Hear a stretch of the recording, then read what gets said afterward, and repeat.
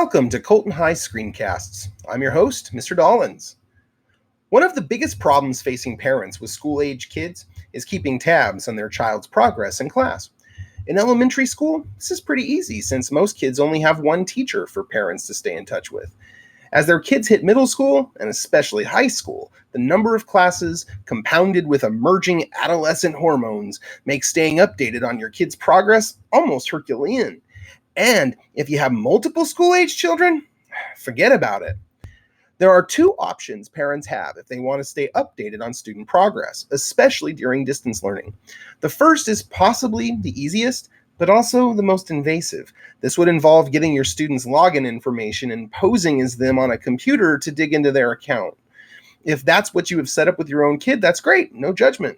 May I suggest, however, that you set clear boundaries as to what is on and off limits when you do access your child's account. They also need to know that it is safe for them to share that information with you.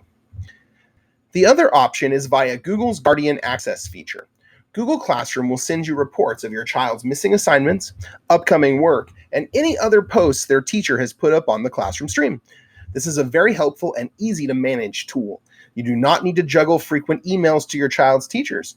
All you'll need to do is give your student time to work, wait for the report, and then ask the burning questions on your mind once you receive that report. So let's get started. So here's how you get a report. Step 1 is to contact your child's teacher. To do this, go to the school website, roll your mouse over the Our Staff link, and then select Staff Directory. From there, it's as easy as finding the right teachers. You can email the teachers directly from the staff directory by clicking on their email address. If your computer does not open the correct email application, you can always right-click the address, copy the link, and then paste it in an email. In your email to your child's teacher, request to be added as a guardian on their Google Classroom. In the comments section of this video, I've posted a link to this form letter that you can copy, paste, and modify. Save yourself some time. Step 2. Once you request to be added as a guardian, your child's teacher only has to go on their Google Classroom People tab, find your kid, and click Invite Guardians. They will enter your email address, then click Invite. Moments later, they should see an email like this one.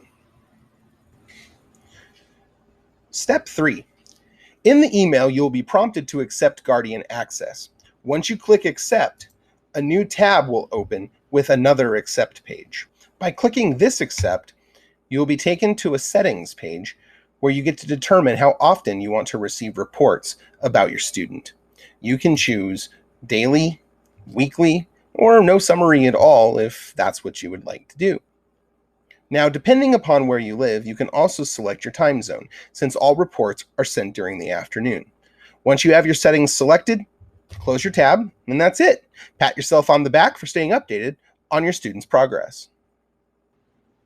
Once you get the report, it will look similar to this. You will get a list of all the classes for which you have accepted invitations for reports. Missing assignments will be clearly labeled, as you can see here in this sample report. Upcoming assignments will also be included so you know what to ask your student about. You will also see any and all announcements that were posted on the classroom stream, so you were kept in the loop in the event something important was shared that your kid neglected to mention. Overall, this is an easy way to keep up with the goings-on in your child's class. Before we leave, let's consider a few good tips for supporting your high school student. Number 1, keep to a schedule. While distance learning comes with a lot of flexibility, that flexibility can often lead to procrastination and falling behind. One reason school works and why most kids seem to be missing it right now is that it's predictable. There's a schedule they have to follow, and right now, we all could use some predictability in our lives. Number 2, ask your students to explain things to you. One of the biggest fears most parents have with helping their high school student is not being able to understand the work their kid is doing. I often hear people saying, "How can I help them if I can't even understand it?" Well, first of all, you don't need to understand it. Your kid does. So make them teach you. It's okay to acknowledge that you aren't perfect or know everything. Your kid will probably act annoyed because you asked them to teach you, but deep down, it will make them feel empowered, which is what we want them to feel anyway. Number 3, Know where to get resources. Even as a teacher, I don't always know the answers to every question a kid throws at me. However, I always know where to find them. Brush up on your search engine skills and use Google. Check YouTube. And don't be afraid to either encourage your student to send an email to their teacher or send one yourself.